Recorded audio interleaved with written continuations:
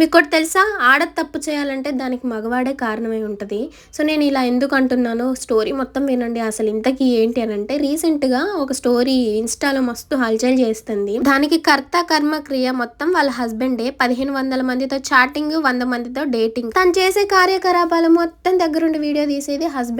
తీసిన తర్వాత వాళ్ళని ఆ వీడియోలు చూపించి బ్లాక్‌మెయిల్ చేయడం. అసలు భార్య పక్కన వాళ్ళతో మాట్లాడితేనే మస్తు పొసెసివ్‌గా ఫీల్ అయిపోయి అసలు కొట్టేంత కోపం వచ్చేసిద్ది కదా! అలాంటిది అంత పని చేస్తూ ఉంటే చక్కగా వీడియో తీసుకుంటూ ఎలా ఉన్నాడో నాకు అర్థం కావట్లేదు. ఇలాంటి వాళ్ళు కూడా ఉంటారు, కానీ బయటపడరు తొందరగా. ఆ అమ్మాయికి కూడా అసలు ఏంటో సెన్స్ లేదనుకుంటా, చదువుకున్న దానిలాగే ఉంది. ఇలాంటి పనులు చేయమన్నాడు అనుకోండి, చేస్తారా చెప్పండి? అసలు కంప్లైంట్ ఇవ్వడమో లేకపోతే పేరెంట్స్ కి చెప్పడమో చెయ్యాలి. ఇలా చేయడం అయితే అసలు కరెక్టే కాదు. నాకైతే ఎంత బాధ అనిపించిందో, ఎందుకు ఇలా తయారవుతున్నారు? ఇలాంటి మొగుడు పిల్లల వల్లే అండి. వాళ్ళ కాపురాలే కాకుండా పక్కన వాళ్ళ కాపురాలు, ఫ్రెండ్స్ లాగా ఉండి నమ్మించి పక్కన వాళ్ళ కాపురాలు కూలగొట్టే వాళ్ళు చాలా మంది ఉన్నారు.